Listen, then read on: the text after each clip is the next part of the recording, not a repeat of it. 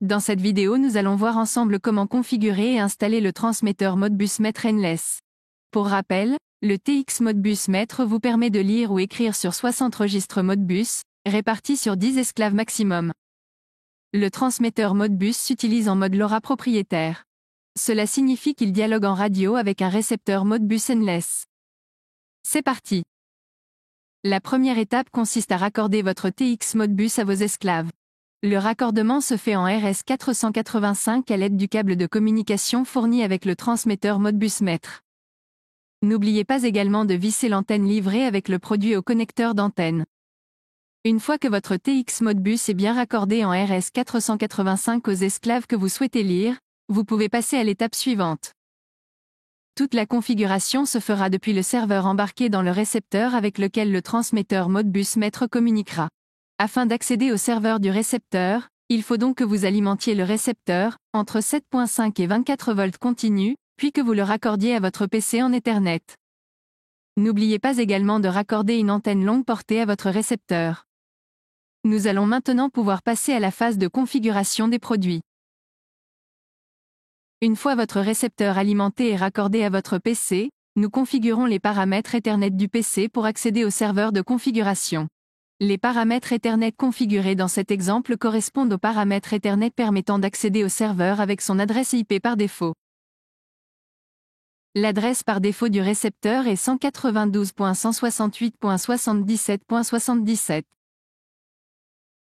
Depuis votre navigateur, vous accéderez donc au serveur du récepteur.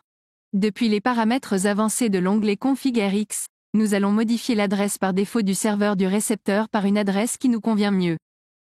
N'oubliez pas d'enregistrer les modifications, de redémarrer le récepteur en cliquant sur Rebooter afin de permettre au récepteur de prendre la nouvelle adresse.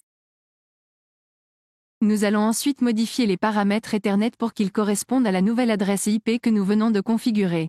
Veuillez penser d'une façon générale à adapter systématiquement vos paramètres Ethernet chaque fois que vous changez l'adresse IP.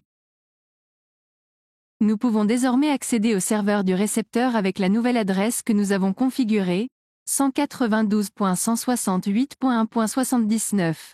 Nous allons maintenant pouvoir déclarer notre transmetteur Modbus Maître qui sera appairé au récepteur. Depuis le bouton Ajout TX dans l'onglet Config TX, renseignez les paramètres du TX Modbus, son identifiant LoRa, et sa périodicité. Dans les options avancées, vous pourrez indiquer le numéro d'esclave à lire, son identifiant Modbus ainsi que les paramètres de communication entre le TX Modbus et l'esclave, tels que la vitesse, la parité, les bits de stop et les bits de données. Nous procédons maintenant à la configuration des registres. Chaque registre est défini avec son numéro de registre, sa taille, 16 ou 32 bits, et son type, input, hold ou coil. Une fois que nous avons configuré le premier esclave et cliqué sur Enregistrer, il apparaîtra en tant que transmetteur classique sur la page Config TX. Nous pouvons maintenant configurer un deuxième esclave en cliquant sur Éditer. Nous devons choisir un numéro d'esclave et un identifiant Modbus différent. La configuration des registres est faite de la même façon que lorsque nous avons configuré le premier esclave. Pour information, il est possible de dupliquer un esclave pour lire dans plus de 6 registres en choisissant un numéro d'esclave différent et en gardant le même identifiant Modbus. Une fois que le deuxième esclave est configuré, il va apparaître en tant que transmetteur classique sur la page Config TX. L'activation des esclaves du TX Modbus se fait en l'alimentant entre 7.5 et 24 volts continus comme l'alimentation du récepteur. Dans l'onglet Config TX, rafraîchissez la page de votre navigateur. Une pastille de validation verte doit apparaître devant les esclaves du TX Modbus que vous venez d'activer. Dans l'onglet « Réseau », les trames reprenant le contenu des registres des esclaves lus par le TX Modbus que vous venez d'alimenter doivent être reçues à la périodicité qui a été configurée. Cet onglet vous permet de valider la bonne réception des trames du TX Modbus et de valider que les niveaux de RSSI pour la réception des trames sont bons. Cliquez sur l'onglet « Modbus ». Lorsque vous sélectionnez un esclave sur la gauche de l'écran, les registres dans lesquels remontent ces informations s'affichent dans la table Modbus. Comme montré sur cet exemple, nous voyons bien les valeurs des registres du premier esclave. Si nous sélectionnons le deuxième esclave, sa table Modbus s'affiche contenant les valeurs de ces registres. Nous allons maintenant accéder au serveur du TX Modbus. L'alimentation, la configuration des paramètres Ethernet ainsi que le changement de l'adresse IP se fait de la même manière que pour le récepteur. L'adresse IP du serveur du TX Modbus dans cet exemple est 192.168.1.78.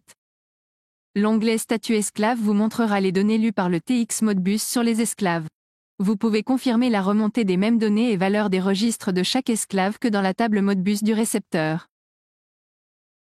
L'onglet Paramètres esclaves vous montrera les paramètres de configuration de chaque esclave, notamment les paramètres de communication comme la vitesse, la parité, le bit d'arrêt et les bits de données.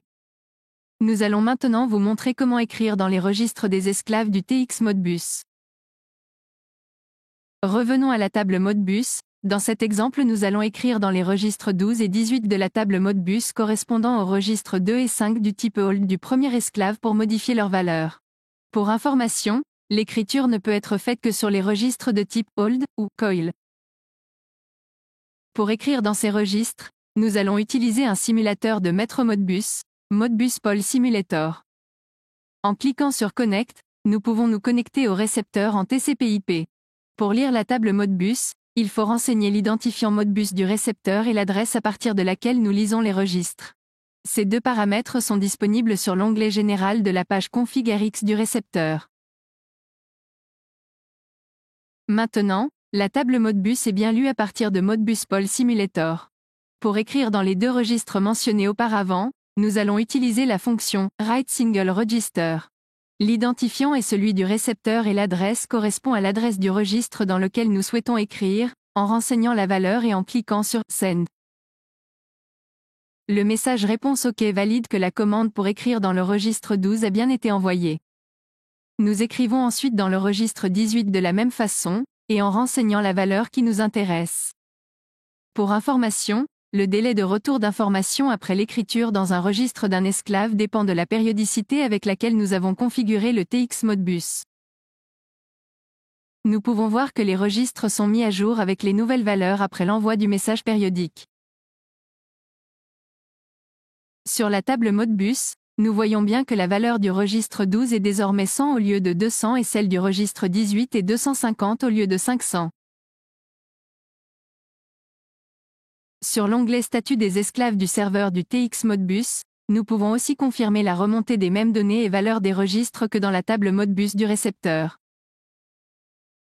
Félicitations! Vous avez réussi votre première installation du TX Modbus. Merci d'avoir regardé cette vidéo. N'hésitez pas à contacter notre équipe commerciale pour en savoir plus sur le transmetteur Modbus Maître. Nous serions ravis de vous fournir plus d'informations sur les possibilités qui s'offrent à vous grâce à ce produit. À bientôt!